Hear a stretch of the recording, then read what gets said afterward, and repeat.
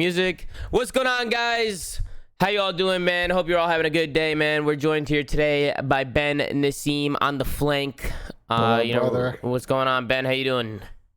It's a good one, brother. Good one. Good day at COD. Excited to chat it up. Yeah, man, we got a good day at COD. We got some really good matches today, really good teams. We're excited to get into this one. I was really excited to watch these matches, and they definitely didn't disappoint.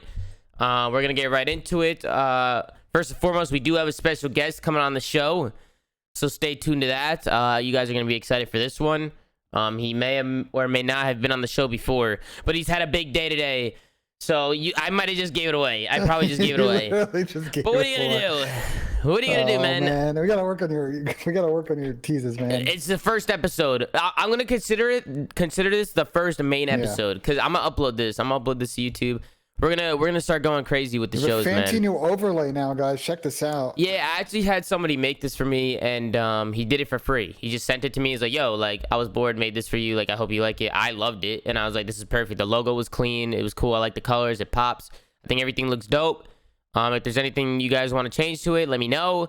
But I think it looks dope. I'm gonna pay the guy anyway. He won't give me any of his info. I'm trying to pay him, but he won't let me. So cool, dude. I dropped his Twitter on my Twitter, so go check that out. But great matches here today, Ben. What were your initial thoughts just of the day? We had some absolutely fire performances. I think we are starting to get a little bit of a clearer picture of how the teams are shaping out in the tier list. And I think we've table set some really good matches that are coming up this week to determine some of the top seeds in this group. Yeah. And also some of the teams in sort of these crazy tiebreakers we're going to potentially see between spots 3 and 6 in some of these groups. Yeah, no, for sure. I'm really excited to get into it. We could start off right away and just get straight into it of our first match of the day. We had New York and Minnesota. New York and Minnesota. This was a crazy one, Ben. This was I think your prediction, you predicted a 3-2. I predicted a 3-1. I forget who else we had. We had a bunch of heads in here yesterday. They made some predictions, but was a little shocked that it ended up how this series playing out. I would have thought that got more fight out of Minnesota. They just came out a little bit flat today, and boy, that first map. They came out flat, but at the same time, you guys already know who we're going to highlight featured player of this series. My man, Asa, man. Not just because he's my boy and one of my best friends in the scene. Dude, he was just on another level today, man. Like, Ben, I was just watching, and I was just watching with the biggest smile on my face because I just think Asim is just such a great kid, and he works so hard. And obviously, I vouch for him a lot, and I've always tried to play with him, and I'm always trying to get him on the team. And I super vouch for him coming into New York. I really, really wanted him, and people were iffy about him, but I was like, trust me, the kid has a good head on his shoulders. And the one thing that I look at is not just talent, but attitude, and a player that really wants to win, and a player that cares a lot and is passionate about the game. Those are the players I want to surround myself with. I want to surround myself with people who are dedicated and want to get that W. And that's why Asim to me was just like at the top of my list, the tippy top. Luckily, I was able to get him on the team. And now that, the team and all the fans and people are seeing what he could do. And I think right now, Asim just needs to find that consistency, which I think he's been having. He's been playing well since the start of the season, even against the loss against the 100 Thieves. So as long as he just keeps that pumping, I mean, Asim's a top player in this game, without a doubt. He's one of the best players in this game. I don't care what anybody says. He's a smart. He knows what he's doing. He plays with aggression. He's selfless. He has good gun skill, good communication. He wants to learn. So I think Asim's incredible. He was the star of this series, Ben. He's the star of this series, and we actually have him joining us right now. Asim, you kind of want to talk through sort of what was your mindset, Asim, going into this match? I'm just curious. Well, first off, thanks, Tom, for the kind words, bro. You're my fucking dude, and I love you. I love you too, brother. And yeah, honestly, just like my thoughts, like leading up to the match, like it was really personal for me. I took this match probably with the most emotion and heart I've ever done. Like I came into this match thinking, bro, I need to destroy these kids, and if I don't, even if we win, I'm gonna be disappointed in myself. So I made sure I dropped the triple double, LeBron numbers, you can call whatever you want. I made sure I tried to fry him as hard as I could, and I think I did it. Yeah, man, you came out. It just looked like you came out with a lot of energy. You always come out with a lot of energy, man. It's just, to me, this wasn't surprising. I mean. Dude, you had a crazy series. Like, this is like unheard of numbers. You had 6 deaths in 2 maps. Dude, I know. Has that ever been a thing? Has that ever been a thing? It's a good question. I don't know. I don't think that has. Yeah, I'm not sure. Yeah, it's tough to call, but I mean, I just think like I didn't play too overzealous. I think the past 3 matches, like as Tom brought it up before, like every single match we played, I feel like I've done the best and I'm playing really well. No, So I you just kept have. at it. Like even against the LA loss, I had one of my best games in my entire career. So I think just keeping up with that consistency, like you said, like staying constant with my actions and my performances, that will really lead me to be at least a top 5 player in this game in general. At I the end think. of at the end of the day, man, stay true to yourself and your work ethic, and stay true to your mindset, that selfless mindset that you have, because you don't care about stats. And even though today you drop good stats, you might have days where you don't, but it's that presence that you bring on the map that teams should look out for, you know. And just as a teammate, you know, New York is lucky to have you. They are, because you bring that presence on the map, that you're just a good teammate. You don't care about your stats. You don't care about, you know, kill whoring or doing any of that bullshit. Like you do what you have to do on the map, and you'll go in first, and you do whatever it takes to win. And you know, that's why I always loved playing with you, and that's why I've always vouched for you. So you're a great player, man, and I'm happy to see you succeed for real. Watching this first hard point, this is an absolute bloodbath, guys. They 100-point clubbed them in the first hard point. 6-0 in the S&D. What was the mindset from the teammates from going into the S&D? Because you guys looked like you were in full effect, full form. It looked like you guys just had confidence in the S&D. It was just running at them. Yeah, we had a lot of confidence. We after getting such a huge map win, we were just super hyped up. And honestly, like we just had a lot of strats going into it. We all seemed like we were all on the same page. Like every single hit of ours, it was really in tune. Really, like it was just like it was honestly amazing to see. And I think that's what it came down to. Like just that momentum from map 1, it carried on and it showed. Yeah, for sure. I'm just watching it back now, and dude, you just look like, I don't know, what the fuck you eat today? You have a couple bags of Skittles or something? Yeah, I mean, you know, not many people know about my pregame and my midgame rituals. You but, might need to keep it to yourself. yeah, I might need to. Word to OBJ. Me and him are the only 2 athletes that you know be having Skittles. In Yeah, their bro. matches and It might be the Marshawn Skittles. Lynch? Oh yeah, Marshawn Lynch. OBJ. I think Marshawn Lynch be Marshawn doing Lynch had that. the Skittles. Yeah, Oh shit. Okay, my bad. I don't know anything about NFL, guys. Sorry. Marshawn Lynch is the one with the Skittles, bro. Yeah, he's the one with the Skittles. Okay. I remember Marshawn Lynch filled up a truck with Skittles, and he opened up. He's personally sponsored by Skittles. I want to be that. I want to have that one day. Hey, Skittles, if you're watching, how you doing? Come on, let's sponsor the stream. Skittles in the building. Because I love Skittles too. You used to feed me Skittles on the main stage. We used to eat them together. Remember? You used to pass them over to me. You want a Skittle? I looked over. You guys passed me a few of them. Who do you think was buying those Skittles? Yeah, probably Ben. Big shout out to Ben. Not many people know, dude. Ben, even last year, Ben, when he wasn't on my team, Ben would hook it up with the Skittles, even when we were on the opposite team, dude. Listen, Ben Ben was the man, bro. It doesn't matter where I was, bro. I'd be on main stage. I'd be like, oh, Ben. He'd go, what do you want? And then I just say to Ben, I say, I need this, I need this, I need this, I need this. He goes, all right, I'll be right back. Bro, I used to see this guy take a jog. He'd jog out the venue and come back with bags, bro. He'd run to the grocery store. Ben is the best. He'd come back with bags with everything I asked for. Dude, even last year, Ben, take the gas with your fucking pom-pom shirt. You fucking weirdo. I love you though. Yeah, like even last year in Minnesota, like Ben was like with Esports Engine, and he's doing his own work, and I literally tell him like right before my games, like, yo Ben, can you go to CBS real quick, get me some Skittles? He's like, sure. He's done it literally like I think over 30 times. I did actually do Ben that. is the go. Yo, where do I get one of those pom-pom shirts? Is that a ninja shirt? I bought them when they first came out. I need a pom-pom shirt. I want to be like you. My thing is like I'm trying to mix up my attire. I have too much like phase gear. You know what I mean? I got a lot of phase gear too. Trying to get more t-shirts. All right, let's get back into this fucking cop talk. We're talking about Skittles. S&D was one of my traffic ASIM. Like you guys just came out and looked aggressive. Is that sort of like the style of S&D you guys want to play? It should less be structured, more just playing off information and just committing to plays and play off your skill. I mean, it was a little bit of a mix of fakes and aggression and slow plays. Like we have a really good match or a really good mix. Like I think Diamond is a really good young leader. Like him and Clayster really call a lot of. He has very good comms, right? Diamond Con. Yeah, he does. Yeah. You know, a lot of people don't know much about Con or Diamond Con. Bro, he's a very good player, not just talently, but he knows the game, and I think that's one thing that really impressed Clay, and I know Bobble's the one who brought him up, but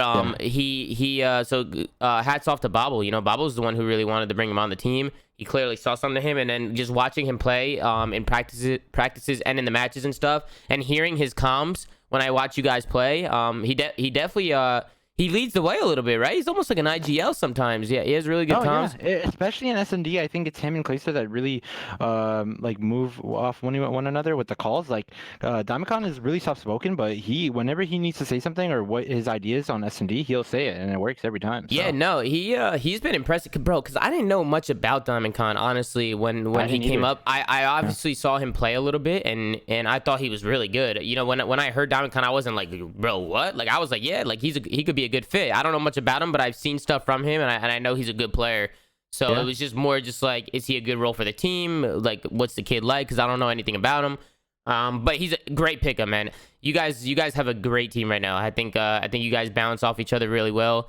And I just think you guys are gonna keep doing really well as long as you guys just keep the work ethic pushing. You know what I'm saying? But the S&D bloodbath, I guess the only map that we can really talk about here is the control, right? I mean, this is the only map. Asim, this is the one map where you kind of just didn't do your thing, which is gonna happen, especially with the role that you play. Exactly. You're not gonna be able to do what you do every single time because it's just like the role that you play, the selfless role. You're gonna have maps where things aren't going your way, but that's where the team comes in. Based off the way that you play, it's easier for your teammates. You make the game easier for your teammates, and that's one thing I love about you. So your team was able to get your back here. I mean, ACM still had 5k damage. It's not like that's a great. Yeah, he still did his thing.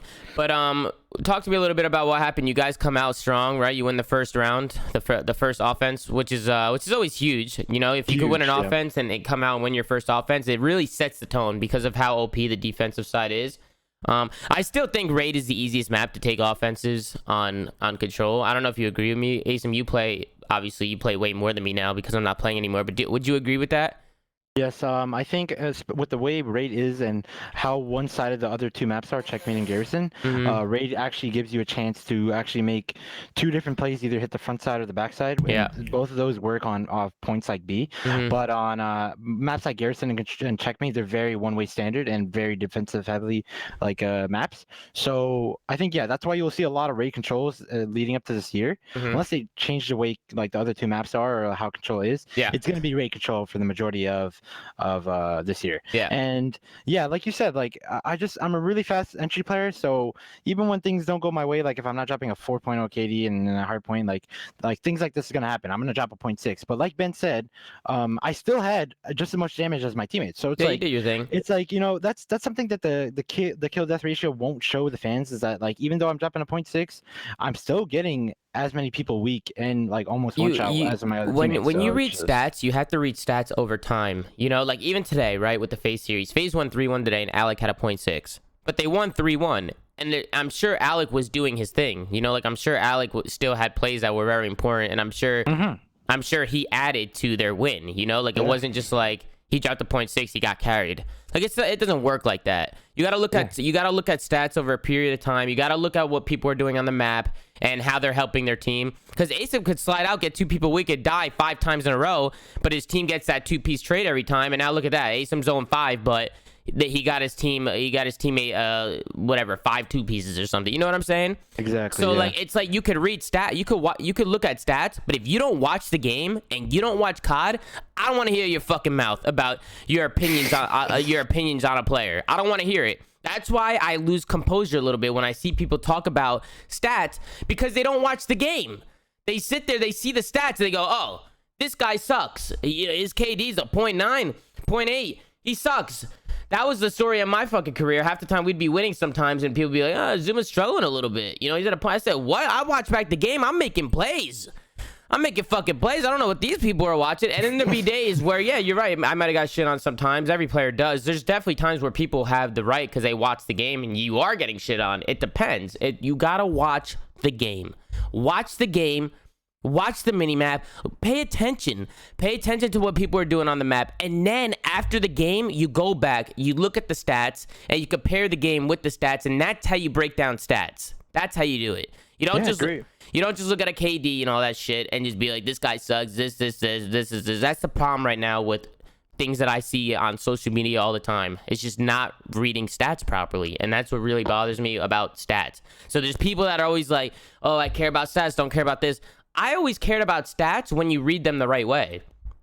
But if you don't read them the right way, you know, You know what No, I'm yeah, saying? the last two great examples of what you're saying is just like in Black Ops 4 Champs when E United won, you think they win with any other player besides Prasini? Like Prasini brings a lot to Mm-hmm. that team, and Mm-hmm. just because the stats aren't good doesn't mean he doesn't deserve to win champs any more than anyone else on that team. Right. Another great example was last year with Dallas Empire. If they don't have Illy, do they win? Like Mm-hmm. Illy, yeah, Illy's 0.91 or whatever in respawn is it's bad for the average Joe, Yeah. but he brings a lot to that team, and I just think like just there's a lot of role players and a lot of subsist players that like need more credit and they don't get it. So Yeah, they don't get it. I mean, it's one of those things where it's like a player can do a lot for the team, but then they're not shining. You know, they yeah, don't have the exactly. role that makes them shine. Yeah. And that's just part of having that role. You know, that was like the role I always played. That's the role that you're playing. You know, but then there's players who play that role and still drop crazy stats, and that's where you like really show your superstar potential. Yeah. You know what I'm saying? When you play a role like that and you start dropping big stats like that, like if a player like you, Asim, is dropping a 1.3, you're winning the series. Like you're probably winning this. Like today, you had a 1.4 like my or something. 1.3 is different from like a dashy 1.3. I feel like Way different. yeah, Way it's way different. and people don't know that, and that's the most frustrating But it part about depends. But then at the same time, is it though? You gotta watch back the games and Oh, break yeah, down the yeah. Yeah, stats for with sure, the for games. sure. You know, because Dashy could drop a 1.4 doing the craziest shit. Like we don't know how he dropped the 1.4. That's what I'm saying. Like you can't look at stats unless you watch the game and actually break it down. So that's my only thing to say about that. The control though, going back into the control, you guys win the first offense. You guys win the next defense. You go up 2-0, and then Minnesota brings it back on you guys. What was kind of your comms going into that when they tie it back up 2-2? Were you guys like, how were you guys feeling? We were feeling good. I just felt like I was just having a tough map, so my energy really wasn't there. But everyone, the other three really stepped up in like bringing me back to like because I'm still doing my thing. Like we're still a team. We're still trying to work and win this map. But I felt like the other three like really stepped it up as I was struggling, and it was more of a team effort. Because really, when you get streaks on a map like Raid Control, the map is usually chalked, and two Minnesota players caught fire, and they both got artilleries, and they still seem to lose that map. And it's something to go into. You guys have the offense going into round 5 as well, which, you know, even though I do think raid offense is a lot easier to win on other maps, I still think defense is the way to go. Yeah, no, it's not easy still. So it's still not easy. And you guys were able to clutch up and take the 3-0. And I thought this was going to be a nail-biter series, and you guys made it look easy. So I don't know if it was an off day for Minnesota, a really good day from you guys. But at the end of the day, it was probably a little bit of both, and you guys played a hell of a match. So congrats, Asim, on the 3-0, and congrats to you and the team. You know, you guys got my support. I was hella happy watching you guys play this. So shout out to the New York Subliners, man, on a good win. This is a good win for us. They needed this. They really did. Yeah, appreciate it, bro. Yeah, man. Anything you want to say to the people watching, showing love? You got a lot of love today, man. Anything you want to say to them? Yeah, no, thank you everyone who stuck by me. You know, just like I said in the interview piece, there's only been a select few that have my back the last two off seasons.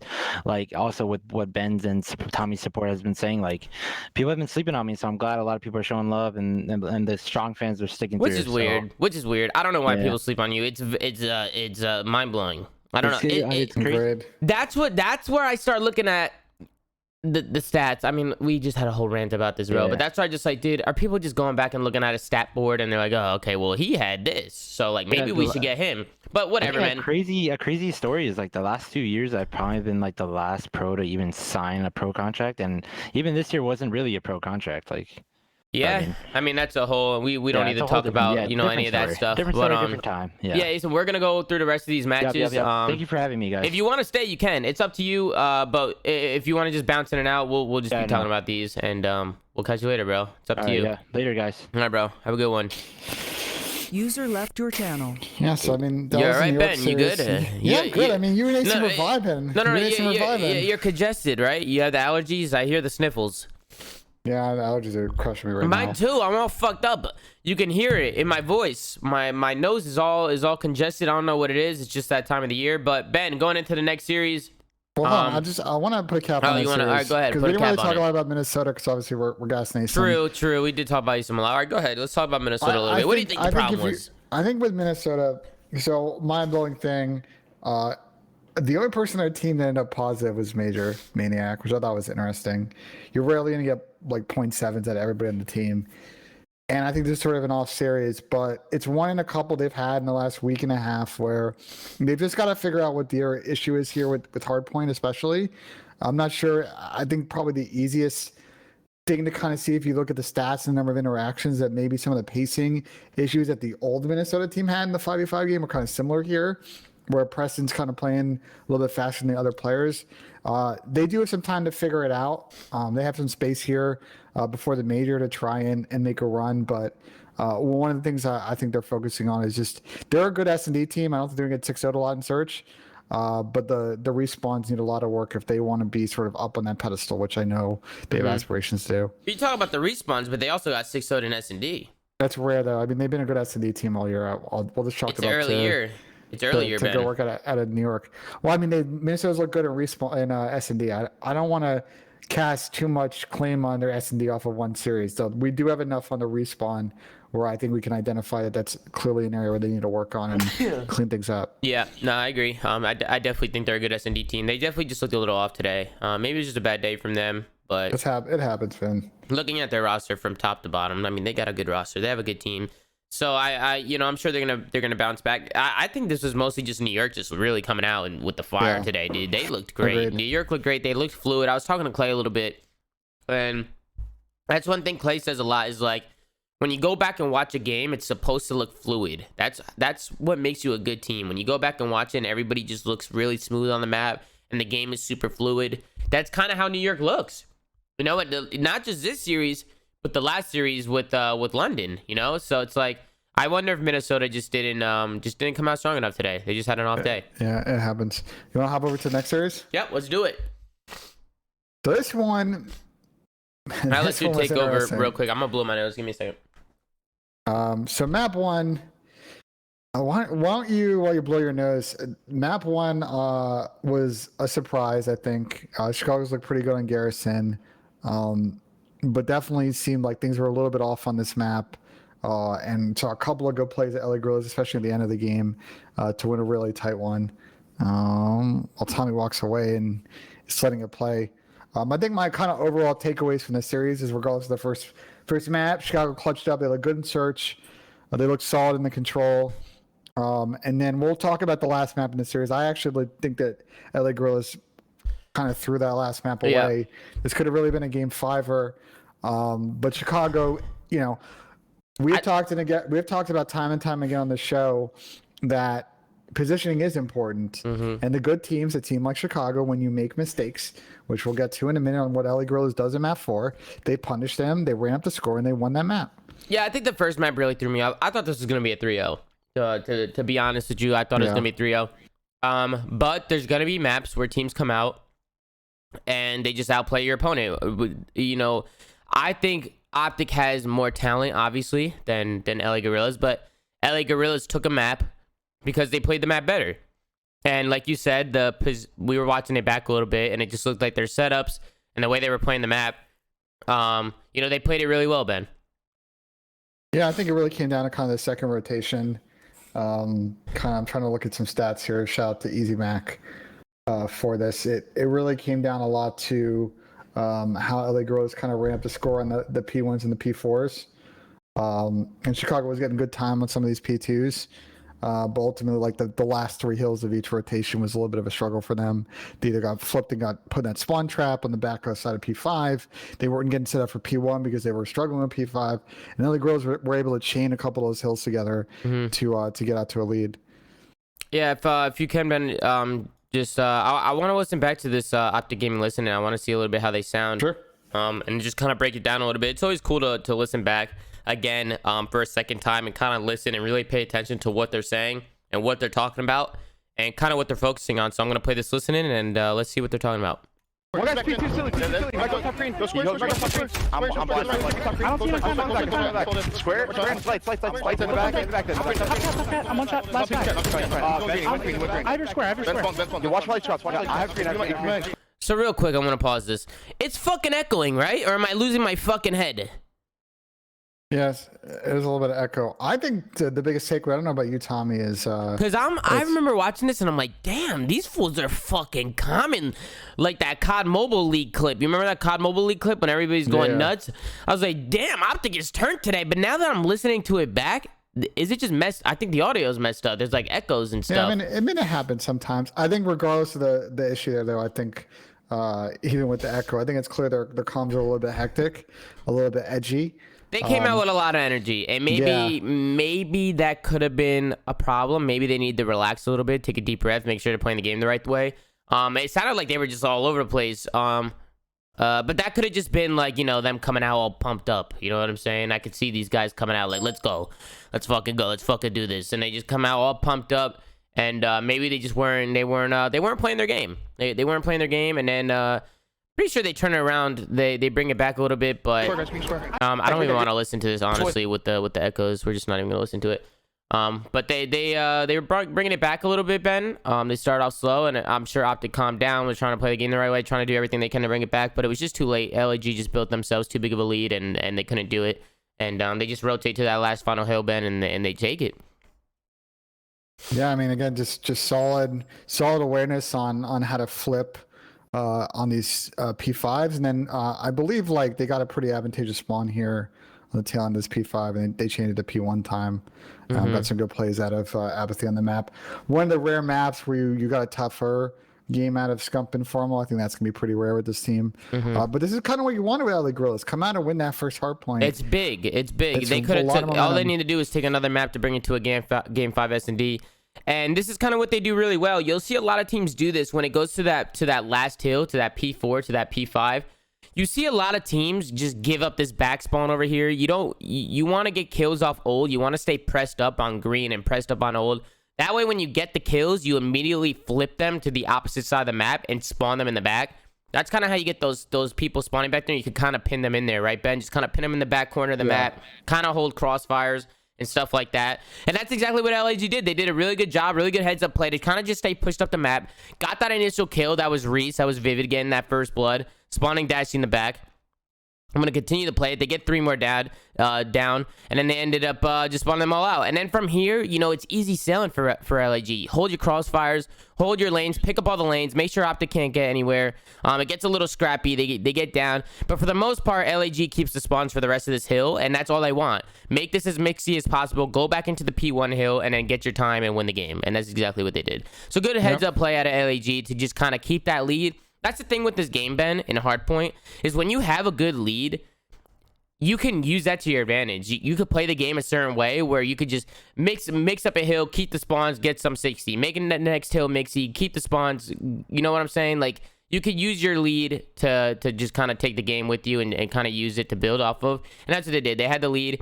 Optic ended up bringing it back, but LAG is still in full control. They're ready for the next hill. They know that they're in full control here. Let them have that time. Let them take it. As long as we hold this next P1, you're good. You're good. And that's exactly what they did. Shout out to Reese Vivid, by the way, man. I think Vivid is a fucking beast, bro. I don't know why. I like the way he plays the game. I think he's a smart player. I like the way he thinks when I watch him play. I think he knows in the same way we got Nissim, I think Reese Vivid's becoming one of those like underrated sub flex type players in the league. He's a good player. Watch as he develops as a player, because he might be starting to get developing towards being a high, this high is a big win player. right here. This is a big win. Watch this big app, the Donkey Kong. Look at this motherfucker. He stays alive here too. Big kills, and then he jumps out when his teammate gets there. They get the trade. Bada bing, bada boom. Good plays out of LAG, man. Great plays. I would have loved to see them take this to a game 5. I would have been out of my fucking chair. Well, they almost did. And so we could talk about. There's not really a lot to talk about with the second map. I just feel like this. And then the S&D. Well, Optic was struggling a little bit with their S&Ds, and I saw Scump tweet something about it. Scump was saying, listen, man, it's a long season. I mean, I could bring it up. I'm pretty sure he tweeted something. I could bring it up. It's a long season, man. And Optic is working on their S&Ds. And I think Scump was just kind of saying, like, listen, it's going to take time to do it. I got the tweet right here. Let's pull it up. Improving on a game mode isn't an overnight thing. People expect us to just magically practice and become insane at S&D. It's our 3rd match. We were a top 3 S&D team last year, too. But people say we sucked at it, and I don't get it. So that's the king. You know, the king is saying, listen, watch your fucking mouth. They're practicing S&D, and they're doing everything they can to do the best they can to just get better at it. And obviously they have good S&D players, and they're trying to do everything they can to get better at it. And they are getting better at it. They look good today in S&D. They got the W. So shout out to Optic really turning it around. Because if Optic loses this S&D and they go down 0-2, now it's a whole different series, Ben. Yeah. Whole different series. So, you know, good job by Optic to come back and clutch up here. Yeah, I think for Optic on this side, they won a lot. If I remember correctly, a lot of the opening picks and first bloods in this map, and were able to effectively really work those 4v3 situations and work those trades, which is something they've struggled in. Yeah. And you know, Moscow's kind of a pretty straight up S&D map. It's a little bit slower. Yeah, it was good to see Envoy do well here too, because he struggled a little bit the next couple maps. He picked it up on the fourth map, but the third map he had a little off map, which happens. I still think Envoy is like one of the best in the game. He just had a little bit of an off series, but he was still doing his thing. But this is a huge map from Optic. They used their numbers really well. They were clutching up when they needed to, and then they did the thing, man. They brought it to a third map, and then moving on to the third map, we had the control. This is another good map. You see a lot of people playing raid control. Shout out to Big Don in the chat too. I saw Donnie in the chat. Shout out to Temp. Young Kyrie switching lanes. He had a hell of a series last time. So shout out to Don, man. Everybody showed Temp some love. But the control, Ben, LAG comes out hot. They win the first round. And talk me through a little bit about that. You were watching a little bit. Yeah, it was just smart play. They just worked the middle of the map.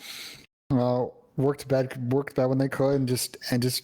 You know, a lot of teams struggle on this map because they like end up spawning their team close basketball, and they can never really get a good set of 3 or 4 dead. They just did a good job on that offensive round to get them to spawn out and then stack the hill. Mm-hmm. Yeah, no, it seems like a lot of teams are playing raid control, man. I don't know. It's just the most balanced map. I feel like from both ends. So it just seems like a lot of teams are all on the same page. They all want to play raid. I can see why. I think it's one of the better maps, so it's a fun map to watch, honestly. I wonder, you know, since we're always talking about bringing the standoff back, how do you think standoff control would play out? Well, I wonder where you'd put the points. Yeah, where do you put the points? But I think you could put the points in a lot of spots. I'm curious to see like how it would play out. You could put 1 point in the middle of the map where that first hard point was. You know what I'm talking about? Right in front of that house building. And then you could put another point somewhere else. I don't fucking know where. One on like one of the bomb sites and one in like the gas station or like second hard point, like somewhere in that area. Yeah, I don't know. There's definitely a lot of places you can put it. That map would be sick, bro. I don't know, bro. I just really want that map to come out. Looking at the scoreboard, Big Reese at the top for his team doing his thing. He's always doing his thing. And on the other side, you have a big map out of Bruce and the King. Off map from Envoy, but it doesn't matter. They came out, they got the dub, and from everybody's doing their thing, you know, for the most part. So shout out to Optic to win the next 3, man. They come out, they win the hard point. We could break it down a little bit. Ben, weren't there a couple hills we wanted to talk about on this? There was, the last 2 hills of the game. So go to the last P1. Let's take a look. Let's break it down. All right. So now, go back to yeah. The what? So we'll let this play out. So LAG, like, they're down 50. And they do a good job of getting a lot of time on this hill, working the middle of the map. They start to push towards the spawns for P2. And I was watching, it's like, okay, you know, they win this hill, try and break the next, get the spawns. Like they're back in business here. They get some good trades, formal. Kind of, but to be honest, pausing it here, Optic's in full control, Ben. All Optic needs to do, I'll keep watching. All Optic needs to do, though, here, in a situation like this, guys, Optic doesn't need to do anything. They don't need to rush and try and get this time. Even if LAG gets all this time, and they get all this 56, get to 170, now it's 200 to 170.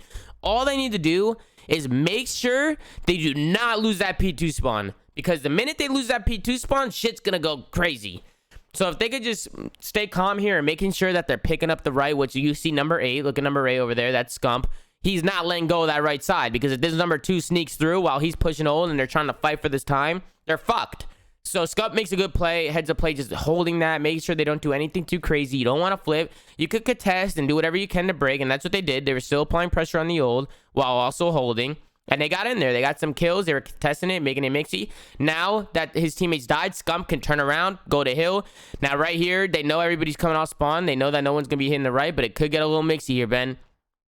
Yeah, actually, I'm going back and looking. I think the point I was looking for was actually the beginning of the P1. I actually think to start off the P1. Let me go back and check. What's this purple No, screen? yeah, You got a purple screen? Yeah, keep playing it, and I'll get to my point. So somebody said, "What's this purple screen?" What purple screen? You talking about these guys? But Optic does a good job here. They hold on to the spawns, and this is where Optic can just kind of build their lead, right, Ben? Just kind of build their lead and just kind of guarantee themselves a win. I mean, if they can hold most of this time, dude, Formal's always doing this where he's jumping up on the window and stuff. He runs this building, man. Formal's always up here just throwing down shots. He's so annoying. But this is a good job from LA Gorillas. Like you're not in an advantageous position here. You're spawning front. They're making a mixy, like trying to prevent Optic, I'm sorry, from winning off of this hill. So at this point, you're like, okay, well, we're spawning front. Well, we'll give this one more go, but we have spawns for next. And then there's some indecision there out of them. That was kind of one of the things I wanted to point out. They were like unsure, like, do we rotate? Do we push for next? They kind of went back and forth there. They're just 15 seconds left. We're just spawning. We're hitting old here. Yeah, Not I mean, sure they could have went off it. All LG is trying to do now is contest. But again, Ben, it's what I said before. Optic won. Hey, look at the scoreboard. Now all Optic needs to do is make it. You wanted to go and set up. If you hold this and you get 60, and then you hold the next and you win, you could chain this hill and the next hill together because you already get bus side of the spawn. All you gotta do is push out bus. Yeah, so let's break it down. Let's see what happens. So LG has a good setup here. They got a guy in hill, guy walks in the back. They're doubling up elbow. So the mistake was right there. So Envoy goes huge right here. Well, but they let those guys cross to the back without them getting called out. They literally let 3 or 4 people watch and cross bus out. Anybody on LAG. Well, no, it's not even. It's not even that. They're playing their lives because they're thinking Optic's gonna hit elbow, but Optic takes their time and goes away. It goes around. It's a good play out of them. Well, but the guy in the back, what the fuck is he doing? You got number 2 in the back. Who's that? That's Assault. And then you got number 1 and number 4. What do they do here? Because they let Optic just run all the way up the stairs uncontested. No shots fired at all. So I'm a little confused. Right here, they should be getting shot at. They shouldn't be able to do this. Somebody should be having an angle back here. They should be getting shots down. You could play this tight. I just think they did a bad job of getting themselves info, and then they played no contact here off the bat. Right here, Reese, you gotta stay down, Reese. Reese, watch the cross. Don't do nothing stupid because there's gonna be a lot of them, and if you shimmy and you challenge this, the most you're gonna do is get one and get traded, and that's not good. You want to get a hold, so you gotta make sure you're working crossfires here. So right here, Reese, you got to hold this lane, and Assault's got to hold this lane, and you guys got to let them come to you. But instead, you guys went to them, and they took you out, and they broke you, and that's what happened. You guys could have brought this back, man. Let's take a look. Reese goes down, Assault goes down. Now you're fucked. Now everybody on the hill doesn't know what to do. They start panicking. Bada bing, bada boom. Envoy comes over here. They break this down, and just like that, it's over. They're done. Good plays out of Optic to go around, take their time. You'll see a lot of teams, they think, oh, we need 3 points, bang it out. They start hitting front, they start hitting elbow. Optic, they're veterans. They take their time, they go around, they use their teamwork, they use their numbers, they single people out. You didn't just see Optic just do something stupid. They took their time because this game's not over yet. They take their time, they use their numbers, they go around the back, and they know that they can single people out. They know a guy's on the hill. They know a guy's going to be watching elbow. They know if they send everybody to the back, they can use their numbers to single these people out, grab those spawns, and just break the hill and get the 3 seconds. So good heads-up play out at Optic to come out, play this game. They play the game the right way, man. They took their time. You'll be surprised a lot of teams, they don't do that shit. They do dumb shit, and then they lose, and then they say, oh, what the hell? Why, in this game, positioning is important, Tommy. It's very important, Ben. Ben, you always say that. Okay, here's the problem. Ben... Pac-Man said on the podcast the positioning is not important. No, he said on Twitter. He said on Twitter that positioning is not important. All fucking day, Ben keeps saying positioning. I'm not the only person that's arguing the other side of this. No, I agree with the hard points episode where Merc is arguing the point I'm arguing. I agree with you, Ben. I think positioning matters. I don't know if Pac-Man meant positioning doesn't fucking matter. If he meant that, I don't know what the fuck he's thinking. I would love to talk to him and see what he's trying to say because positioning does matter. I think he's trying to say maybe it just doesn't matter as much as it used to with the way the game could be played. You know, like people could just do certain things. Cap. I think that's don't. Okay. Ben. I'm trying to argue it from his side. Yeah, but let me. I gotta. I'm not go saying off. he. Go off. All right, go ahead. Listen, I think that too often we look at old CODs with nostalgia and rose-tinted glasses. The guns have always shot straight. Positioning's always been important. people are always trying to abuse some kind of mechanic to get an advantage with cameraing people. It's been a thing since Black Ops 2. Like, all these things have always existed. People just always forget about them. Like the maps, people always say like, oh, like we need better game modes. We need this. It's the same thing in every COD. People make all the same arguments, the same complaints. There's no skill gap. It's BS to me. Are you done? Yeah, I'm done. Listen, man, positioning matters. At the end of the day, it matters. You And know what I'm speaking saying? of that, let's talk about this from FaZe, because I think the story of this first map is they had a couple of opportunities where they held rotation and they take a chow and they get blooded and they lose the numbers, and then that's that. Like, you just, against good teams, you need to play your team advantage correctly. Play well off of contact, play off all information, and use your positioning to win map control or hold map control. Yeah. And especially against a team like Florida that we know from the last game and in this game, they're really good at holding hills. Their difficulty traditionally is breaking hills.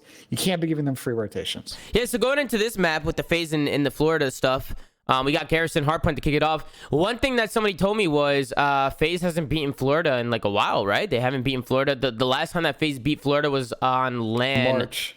Of March. March. It was on land. It was one of the grand finals. The second one that Florida won back to back. Now, mind you, they didn't play each other at all the rest of that season, but it is a long time since they've been beating that team. Yeah, we got Study in the chat. He said final moments game 4. Take a look. We'll take a look at it, Yeah, Jay. we're gonna talk about that.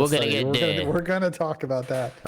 But kind of this first map, what do you think the problem was for FaZe, Ben? What happened? I just told you what the problem was. They were taking ego chows. That's what they do sometimes. These fucking kids. Yeah, but you can't consistently do it on rotation. They're so talented. Sometimes they say, "Fuck it, I'm gonna challenge everything."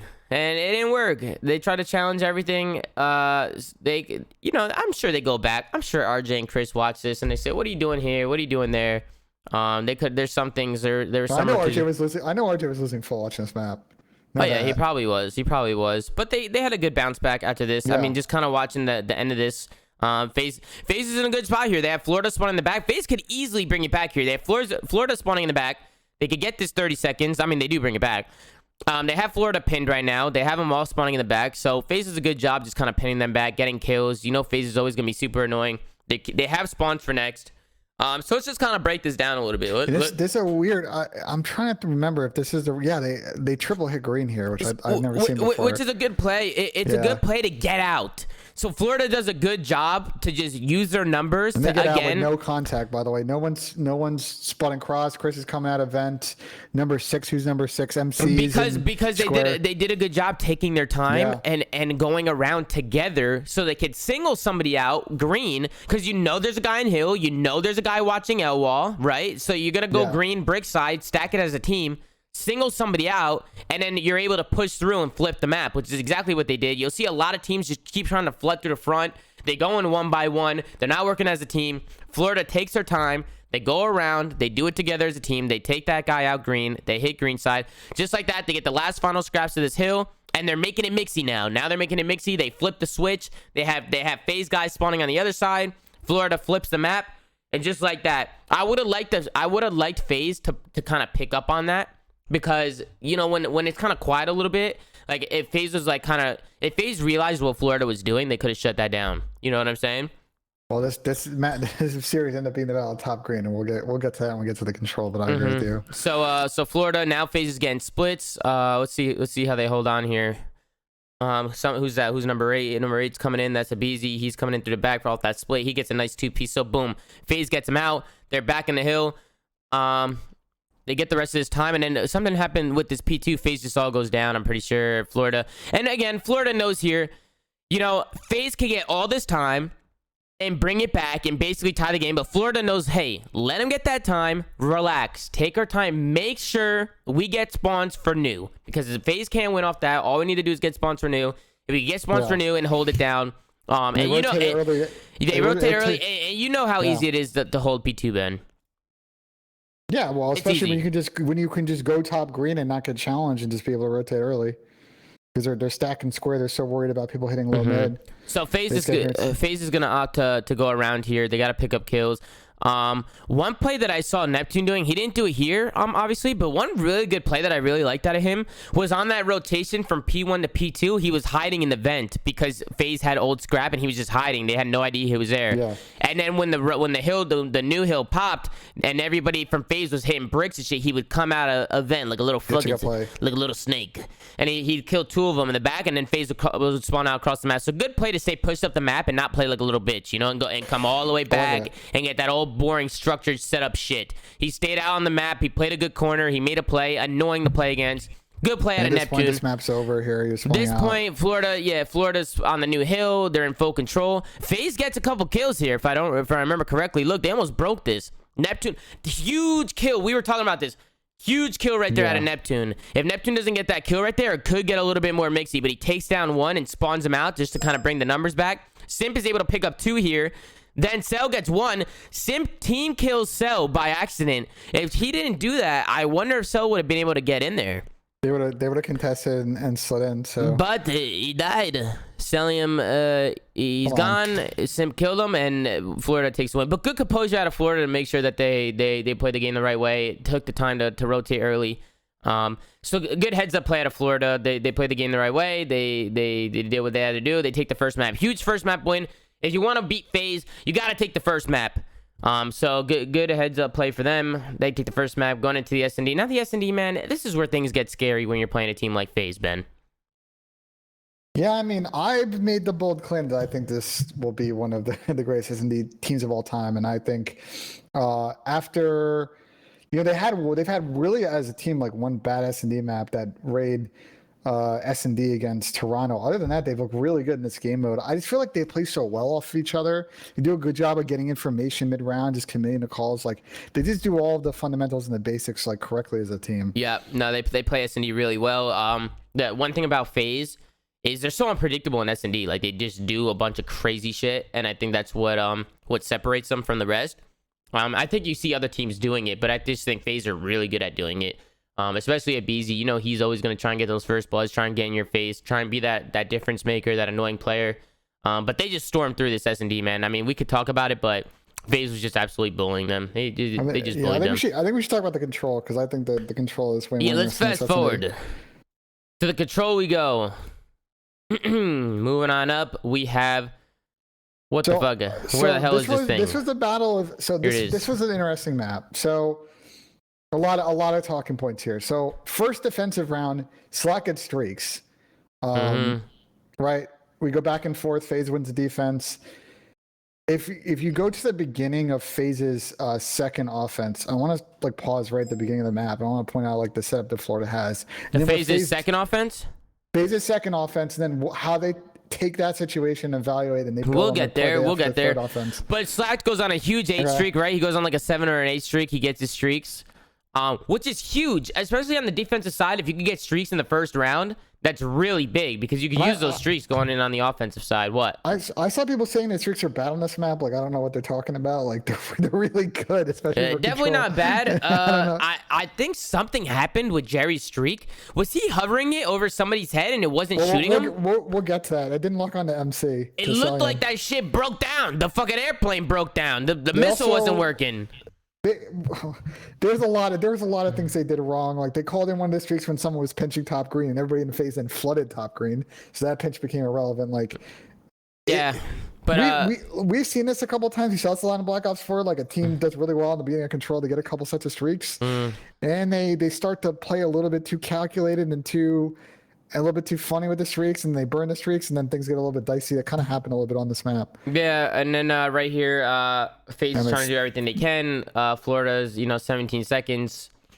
Not really much they could do here. They're trying to do everything they can at this point. And you'll see it too at the end of the control. Florida decides to not even push. They decide to just sit back and give FaZe the offense. The last round of this control was absolutely insane, man. Are just saying to rewind it, we got to take a look at what MC was doing in Lights, apparently. In Lights? What the fuck was he doing? He's probably doing some weird shit. You know MC. Oh, I see what he's doing. What is he doing? He's doing a little crutch spam. What? This shit? No, keep playing it. I was watching on my screen. Yeah. I think he's talking about this. Yeah. Back it Everybody up. does that shit though. RJ, back it up to what time, RJ? Give a. RJ, give me a off the time. rip. Tell Coach RJ to come in here. RJ, go you down have the channel. team speak. Come in here. Yeah. Where is he? Talking about, RJ? Can't drag you, RJ, so you gotta come down here. I'm gonna 'Cause we're poke him.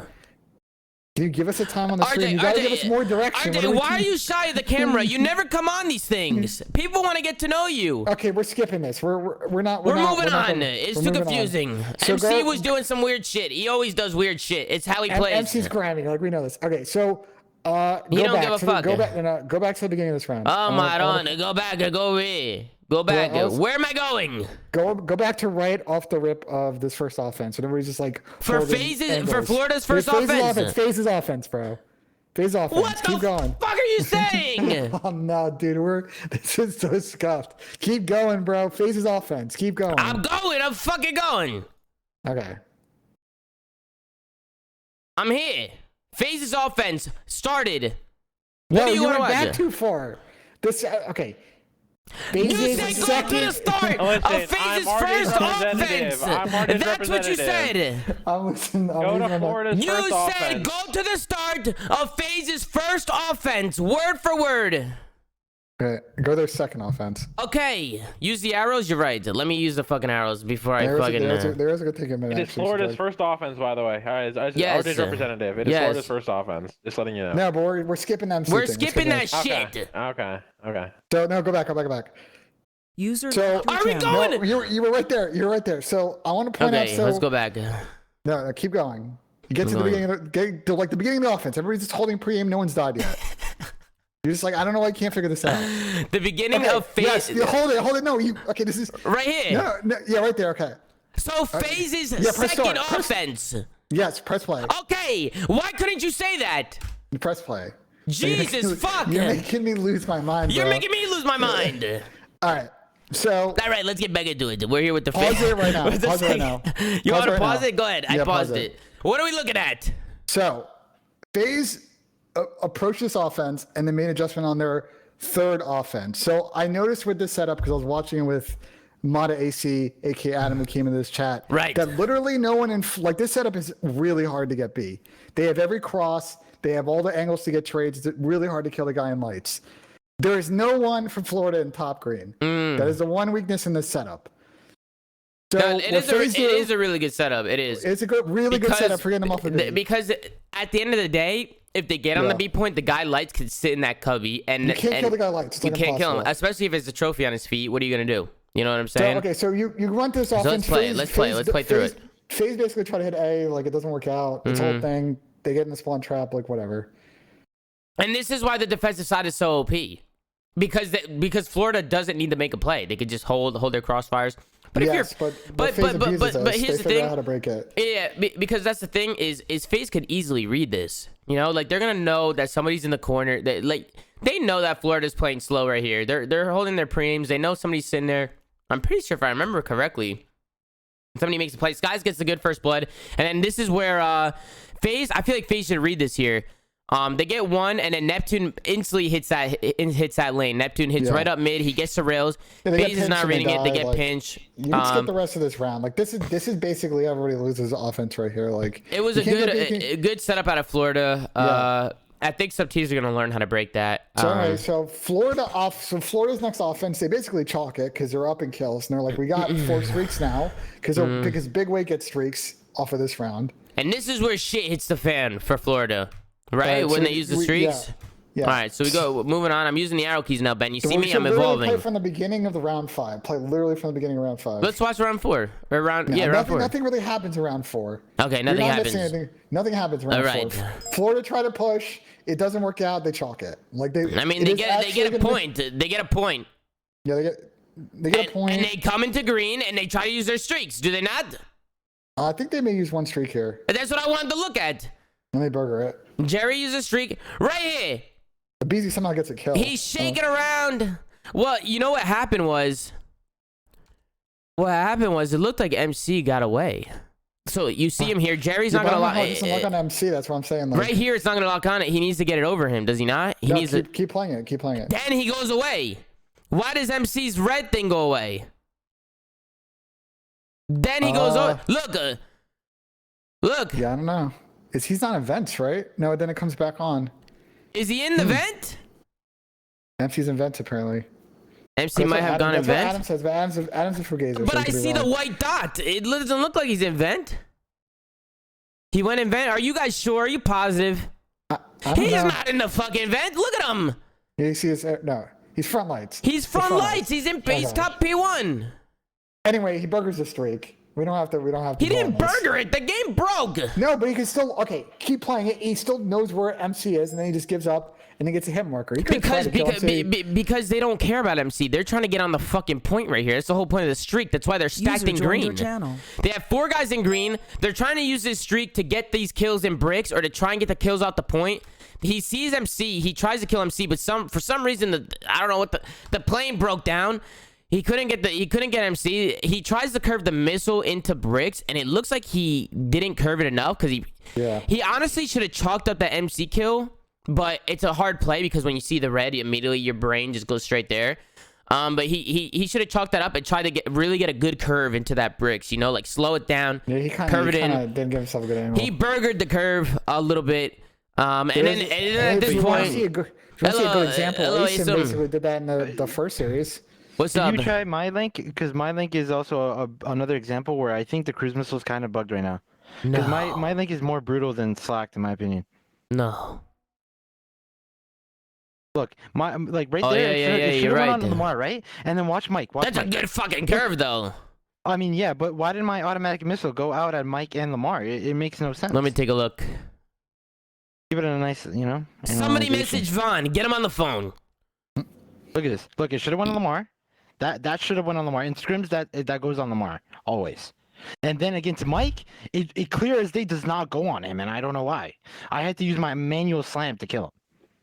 Yeah, why is it not locking on? It says locked on. Dude, I don't know. It says it's locked. It's broken, Tom. It's broken. This is a good curve. This is a real good curve. Me and you practiced it, baby. We did. Me and Nissim sat here and we practiced it. User left your channel. We practiced it for a little while, but yeah. Anyway, so going back to the Florida FaZe series, right? They burger 2 streaks because they try to end the game right there. It doesn't work out. They chalk it. They still have another set though. They still got another set of streaks, so they're thinking we're good. All right, so let's go into the final round 5. So final round 5. FaZe round 5. Learn from that first offense, the second offense. They're like, screw it. We're just gonna YOLO out green. And we'll see what happens. And we'll play from there. Good break off the FaZe. So notice what FaZe does off the rip. They decide, listen, to win offense on Garrison, we need to get A, because A is the hardest one to get. They decide to just go off the break. They know how slow Florida played that other defense. So now they're probably thinking, okay, how can we get that? Yeah, my bad. I apologize. Yeah. Sorry, guys. You know, FaZe is trying to break down the setup now. Florida, they have 2 defenses now. You know what they kind of do. Now they're trying to break down. They're trying to adapt. They decided to just do a full send. They full send it to A. It's exactly what they do. They catch Awakening slipping. They're gonna go one immediately get on the point. They don't cap A, but if I remember correctly, they get a tick on A, right? And at this point, already if you're Florida, you're panicking a little bit. You get the kill at A. You're stacking A. Obviously, A is like the main point. Like if you could get A on offense, you're in a pretty good spot, and you get that extra time. So now, if you're Florida, more importantly, they've gotten all the pressure out of Square and Bricks, which is causing them problems in trying to cap B. Yeah, so now spread the team out. Go ahead. If you're Florida, hold on, let me ban this dumbass in the chat. You fucking Aiden, fuck you. All right, moving on. FaZe did a good job here, just spreading the map. They get the initial kill on A. And then they spread the map. And that's the thing is Florida now is just scattered. You know, they're scattered phases on the point. They're scattered. They don't know what to do. Florida is kind of screwed here. They have to try and break this point. They use their streaks, but FaZe does a good job just kind of getting into bricks. And now that they're in bricks, they could just kind of wait, make some plays around here. They can get in their base. I'm pretty sure BZ spawn kills Awakening right here. Or Simp's making plays. But even right here, they got a tick on A. They're getting the lives down. Florida's scattered all over the place. It gives time for FaZe to push up the map. That's exactly what they do. They keep praying for A. Good win there out of a BZ. They just keep putting pressure on this A site. When we were watching in the team speak, they were like, Go B now, go B. Somebody was saying go B. I think it was Adam. Was like go B, and I was like, no, just keep pushing A. Oh, the streak usage absolutely bails this guy. I mean, Neptune's making a good play there, and then they all just flood green. Making a good play, but now Florida got some kills. They backed him off the site. Now you could go B, get on the point. But even right now, Abizi's still being annoying while everybody's scattered. Right now, Florida's scattered all from the break. They're scattered. They don't know what's going on. People are all over the map. Abizi keeps that randomness going. He keeps pushing up. He finds the lane. He gets in their base. He gets behind them. He has no idea they're there. He gets one in green. He comes up behind him. I'm pretty sure he gets on the point. They try and come back to him, and he's able to get some kills. He tags this guy up. MC takes him down. At this point, they get the A side. They get the extra time, and they're looking really good here. Yeah, you now got a pretty good setup. You pretty much have no pressure to run you from Captain B. You're stacking A. Like this is perfect at this point. Yeah, this is really good. They get the 8 point. They get the extra time. And at this point, if you're FaZe, just keep flooding B until the trades go in your favor, and you just get on the point. And that's exactly what they did. Awakening or somebody goes huge here, doesn't it? Or Awakening got the 2, right? Or he gets a 2-piece, I think, right here. He gets 1 on Simp.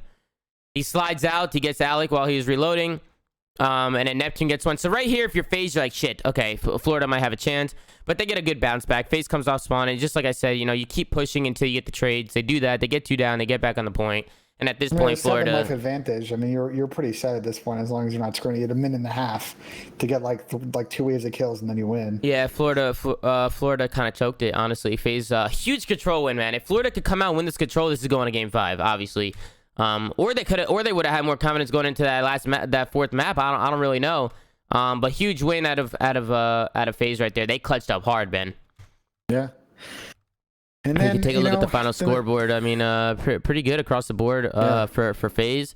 Alec had a tough series statistically, but they look good. Controller issues, like problems with his USB port or something. I don't know. He tweeted that he got turned on by Big P earlier today, and to that point, he was shocked. Yeah, good plays out of But it happens. It happens. Sometimes you get controller delay and or tech issues, and it is what it is. But going into the Moscow hardpoint, FaZe love playing these crazy Moscow hardpoints. Another map, man, where the sub players on FaZe just make such good plays on rotation, taking advantage of mistakes from Florida when they're not blocking spawns, especially on the last rotation, and just turning that into plus situations for them. They're just punishing mistakes and paving their way to 250. Yep, no, FaZe look good here. They took their time a lot. They're playing more as a team, and that's what you want to see out of FaZe. If FaZe is playing like that, where they're playing good as a team, they're playing the game the right way, they're going to be tough to beat, Ben. And you know that's always been the problem with FaZe, is whether they're playing the game the right way or not. Even if they're not playing the game the right way, they still somehow win or cut things close. So as long as they're staying consistent on playing the game the right way and make sure they're doing the right thing, I think that's what RJ and Crowder are always trying to put in their brains, right? Is just trying to make sure that they're not doing anything dumb. Don't get ahead of yourselves. And that's kind of what FaZe did. They played this map pretty well. When I was watching, it looked like they were doing their thing. We could just fast forward through it a little bit. We could skip to the end. It was pretty much hand in hand the whole way. And then FaZe just started pulling ahead as the map went on slowly. This is kind of where they just started pulling ahead a little bit. Slack had a really tough map. I know, guys. It happens. Not good for Slack, but what are you gonna do? Like 5 go to like 10 seconds left in the last P1 hill. The last P1? Yeah, 10 seconds left, last P1. This is a couple of mistakes that Florida makes down the stretch here that kind of seal their fate. I see a lot of people in chat like pulling out some of these splits and be like, oh man, what a lucky spawn. On a lot of these hills, you have to be very careful about blocking spawns. They're very sticky, and if you're not in the back there blocking a spawn, someone's gonna get there. You're gonna get a crazy split. And if you watch this, number 4, that's Neptune. He's pushed up kind of deep a little bit. I think honestly, because he was there, I don't think he should be there. I think he should be on that new hard point, just pre-aiming that doorway. Kind of what Scump was doing. Remember what Scump was doing when we were watching back Optic? I think he pushed up too far. FaZe got pushed up the street a little bit over here. And you push up the street like that, and you've got nobody in back. And just kind of how the kills went down. It looked like Florida just got a shit spawn. The FaZe is pushing up on that green side, on that street side. They're putting pressure on that side of the map. Neptune was pushed up, and boom, no one watches their cam. Study's absolutely right. Study's in the chat. Nobody's watching their cam, and they spawn out. Now what you want to see out of the Florida side, because they could have won it. They could have brought it back, Ben. Yeah, I mean, this hill, FaZe got quite a few seconds. They weren't able to win off of it, but that was their chance to kind of get back in here. And they blew it, and they're just now having to flood street, flood through the bomb side, flood through front. And then, FaZe will get a good, clean set of kills here and basically just be able to take off. And then Florida's put in a position, well, damn, now we got to rotate. We're still winnable. We're on 180, 190. We have a chance to win the next hill that we can win off a street. But you've just made your task so much tougher by not doing the basic fundamentals. Yeah, no. You see every team, you put someone in this back building. I mean, it's such a good spot to pre-aim, but it also functions the position of trying to block that spawn so you don't get any weird splits. Mm-hmm. No. So FaZe takes off here and this is where the go buttons start hitting. FaZe got that go button. They get the kills. They start pushing out immediately. They spawn out a guy from Florida out. Good plays out of them. You open up that spawn in the front. Now, if you're FaZe, you got a good pinch on the next one, and you got to go. You got Florida spawning out. You know that kid's coming in behind you on the pinch. You don't got time to wait. You got to push. They start pushing. Abeezy's going. RC's going. They're all going. They're all putting pressure on the hill. Alec is going to get taken down. No, he doesn't. I forgot. He doesn't get taken down. He does a good job. He gets taken down here.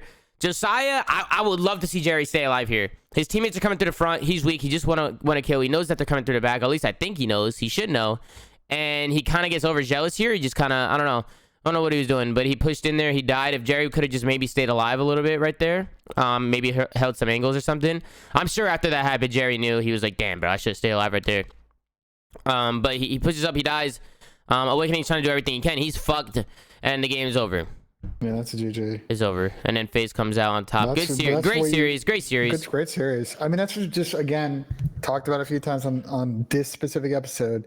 Positioning's important. Don't compound your mistakes. A good team like FaZe, with their ability to generate 2 or 3 pieces out of thin air, like they're just gonna punish you on bad rotations and just chain hills together. Yeah, no, good job out of FaZe. That was a big win for FaZe. They wanted to get revenge on Florida for beating them last time. They've now locked in first seed in their group too, which is huge. Their last match is against Florida, which I think we both would expect they're gonna probably win that. And this is I think between you, we'd both agree. I think this is where we probably expected FaZe to be in that top 2, top 3 conversation all year. And if you're Florida, it's early in the year. Select is not dog shit, man. Yeah, I really know what I'm saying. He's not. Stop flaming Jerry. He played well this series, except for that last map. Did he not? He was doing his thing. He was making plays. He had the 8 streak of the control, picking up streaks and shit. Come on, man. He's not bad. I think Josiah is a very important role to that team. Yeah, I see people on Reddit, on Twitter, flaming Jerry. I'm just like, oh, bring whatever. Havoc, They flame a new guy every fucking day. They flame a new guy. Who's Jerry next? Jerry makes great plays on the map, man. Like, is he the most skilled submachine gun player in the world? No, but they need someone that's going to spawn up and go the right way on the map, make the right plays. I don't think his inconsistency is their problem right now, because they've also got inconsistency out of their star player Skies. So that probably hasn't helped either. No. But something for them to work on. You just can't make those basic hill blocking, spawn blocking mistakes against a top team. You're just going to get punished and lose. All right. And now we go into tomorrow's matches. CDL Super Week. What day is this? 5? Day 5. Day 5. Day 5 of 7. Day 5 of the Super Week. It's almost coming to an end. We got 100 Thieves versus the London Royal Ravens to kick it off. We got Toronto Ultra versus the Paris Legion. And the final Game Fuel marquee matchup, Dallas Empire versus the New York Subliners. You know it's going to be a bloodbath. You know that there's some, what's the word? There's some bad blood between these two teams, Ben. Some bad blood. Oh, a lot of... This is they hate each other. They fucking hate each other. Back-to-back revenge games for New York, if you think about it. Yeah, back-to-back. Ace playing his old team. And now you got Clay. You know he wants to beat these guys. And then you got Crim6. He never wants to lose. So we got ourselves a good match. Let's get some predictions. How do you think 100 Thieves is going to face off against the Royal Ravens? I think they're going to smoke them, Ben. That's a 3-0. You think 3-0? I think that's a 3-0 because Thieves have been playing kind of... And I know Slasher tweeted about it during the last match. They haven't been playing their best COD. I think they've been probably grinding here between days, between their match days. And I expect them to come out and sweep this. Yeah, I think 100 Thieves is going to come out. Could be a 3-0 or 3-1. They look really good. Donnie looks top-notch. Yeah. He looks top-notch. Donnie and TJ looks top-notch. You got Austin, Litico, Thanos with the IGLs. And then you got Kenny. Just, you know what he's going to do. So I think 100 Thieves is looking good, man. They're going to be a tough team to beat. London's looking a little shaky. They had to bring in a substitute in Haggy. So they're in a tough spot. They look better as the time goes on. But I don't know if they're going to be able to hold off against 100 Thieves. So my prediction is 3-1 LA Thieves. I can see maybe, London Yeah. might take a map. Who knows? Somewhere in there. Then we got Toronto Ultra versus Paris Legion. You got Nicky D going up against his old squad, Ben. Another grudge match. I love Nick. He's my boy. I'm gonna pick them take a 3-2 win off of Toronto Ultra. Paris gonna take that game 5. What the fuck? You said I love Nick. He's my boy, but you made it sound like you were gonna go with Toronto, and then you switched it up at the last second. I did. I really did. Was that what the fuck was that? Was that a biased opinion coming in out of Ben? Do you think Toronto's gonna win this match? Be honest. I think that Toronto's probably the team that's coming in a little bit in form, but Paris is one of those teams that like this Anything can series happen in gonna this have series. So many weird upsets because of the way their team is built. I think we're gonna get a great series out of Yuli. Nick's gonna continue to make plays. Maddie's gonna fire 40. He's gonna start feeling a little bit more comfortable on the map. I think a game 5 squeaker out of Paris. A squeaker. Game 5 squeaker. A game 5 squeaker out of Paris. I'm gonna go. I'll switch it up. I'll go 3-2 Toronto because they came off that L. You know, they're probably not. Yeah. They're not feeling too hot. Optic was up 230 to fucking 7 or some shit. So I think Toronto's gonna come in and try and turn things around and come out with the energy. And I think it could go either way, honestly. But we'll go with Toronto 3-2. I'll just be different from you. We'll go 3-2 Toronto. Yeah. Then we got Dallas versus New York. I think New York is gonna smoke them. No bias. I think they're gonna smoke them. New York is looking top notch. Dallas is looking a little shaky. Crim6 is shaking in his boots. What do you think, Ben? I think if you're Dallas, you're looking at your last 2 matches against New York, against LA. These are your biggest matches of the split so far. You cannot come out and go 0-2. You realistically can't really go 1-1 either. I think Dallas is I really think that New York's playing some incredible COD right now.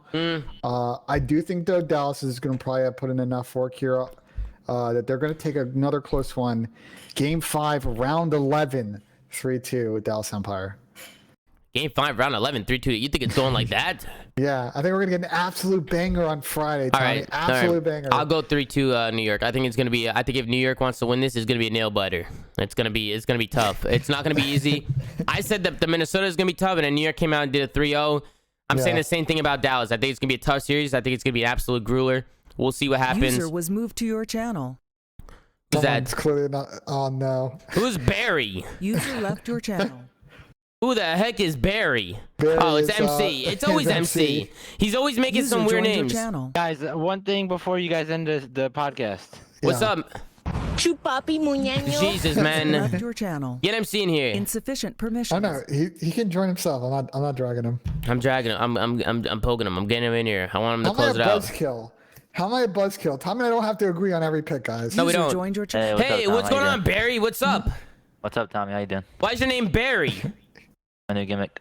You change your gimmick every day. If a gimmick, you gotta stay with your gimmick, MC. No, I he's know, gonna I he's mean- gonna keep shuffling his gimmicks. Forever. Go Why? ahead. It's because I was Larry for a little bit. Yeah, you were Larry the Lobster.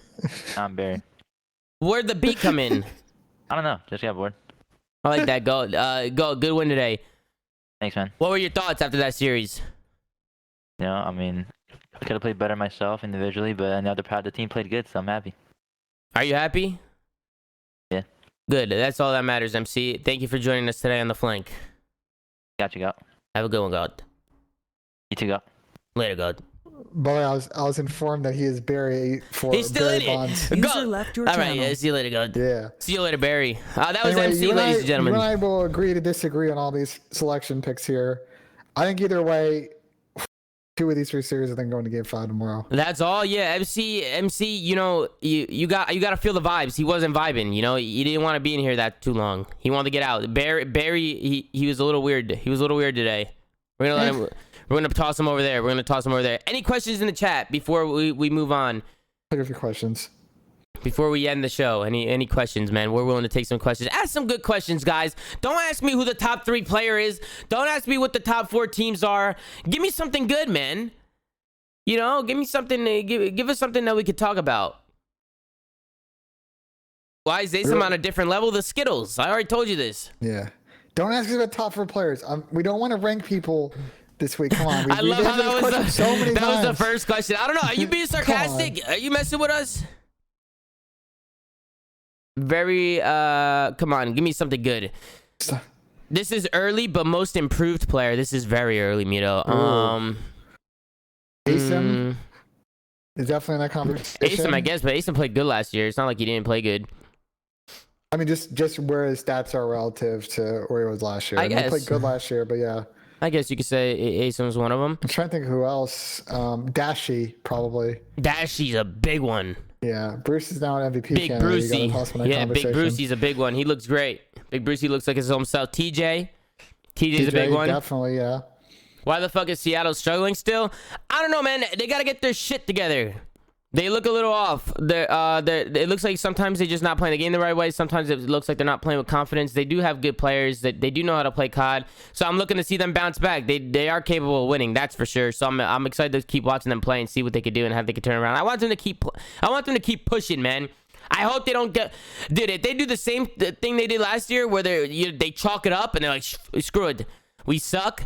I'm gonna be pissed off because they're a good team and they got a lot of talent. I want them to keep pushing and keep working and keep giving it a try. Don't give up. You never give up in this league. Tommy, there's a good question in chat from Blizzard. What? Besides raw talent, what makes a good SMG duo? A good SMG duo, the chemistry, how you work off one another, the communication, and the way you talk off one another. There's a lot of things. The routes that you take, some SMGs will be hill busters, constantly hitting the hills. Some SMGs are taking the long routes. It definitely depends on what your role is. A good SMG duo is they feed off each other. One time this guy takes a route, one time this guy does. It's just seeing where they are on the map. They play off each other really good situationally. That's what makes a good SMG duo. That's what makes Simp and Abizi so good. They're all over the map. They're talking with each other. They're very good at interchanging kills and trading each other and playing at the same pace as one another. So definitely, that's what makes a good sub duo, in my opinion. We got Austin Litico in the chat. That's Danos Slasher. He's getting into it with somebody. What'd he say? Slasher said, "Who be streaming our scrims? You just saying shit. We got ourselves a hot take." What'd he say? I don't know. I see LA Thieves get smoked in scrims. I don't know how they do it. Where do you see scrims? They don't stream scrims.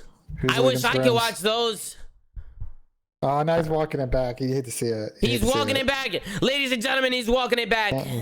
That's usually what happens. Let's take one more. Some of the thoughts on Apocalypse. I don't know about you, Tommy. I was talking to some people today, and they think Apocalypse is a good map. Apocalypse. Yeah, apparently it's a really good mixy map. Might be a really good map if they start testing, adding new additions to the comp rotation. I never played it. Hot word on the street. I never played Apocalypse. You play Apocalypse? No, but I talked to multiple people today. They were like, comp rotation. Who? You want me to name the people? Yeah. I was talking to Austin, aka Easy Mac. I was talking to RJ, the GOAT coach. I saw some fugazi on Twitter and Reddit, people talking up the map. Interesting.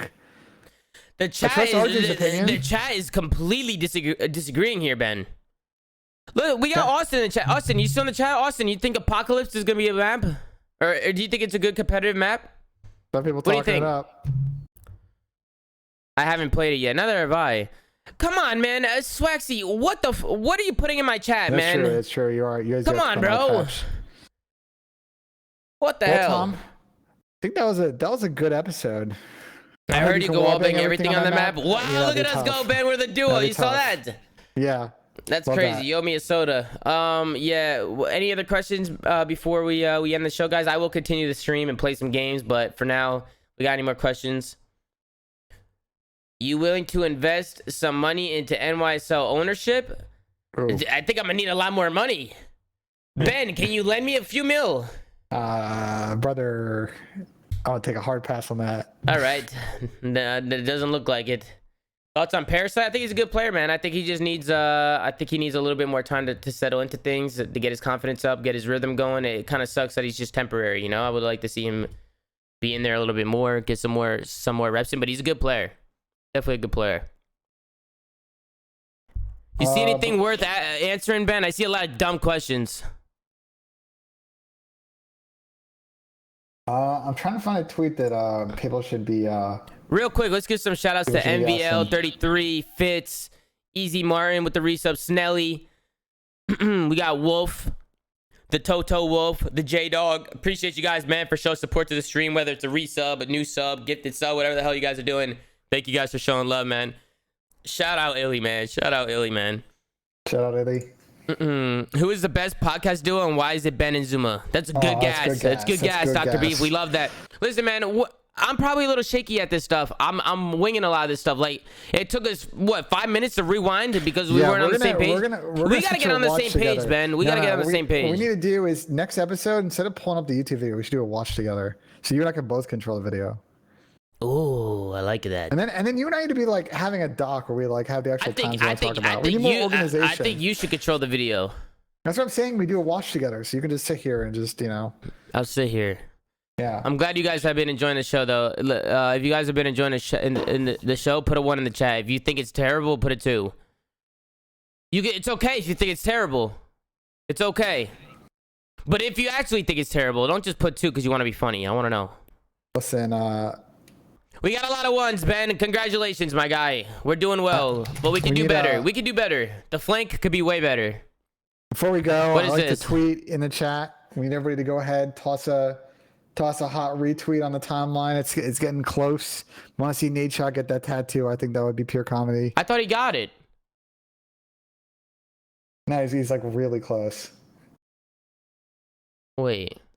He's like really close. How many retweets on a tweet for you to get? Scroll down. Forever, He's like super close to 100K. I can't believe Nate said it that low. Like the gaming community and it's Frosty. Come He's on, not gonna get that tattoo on his arm.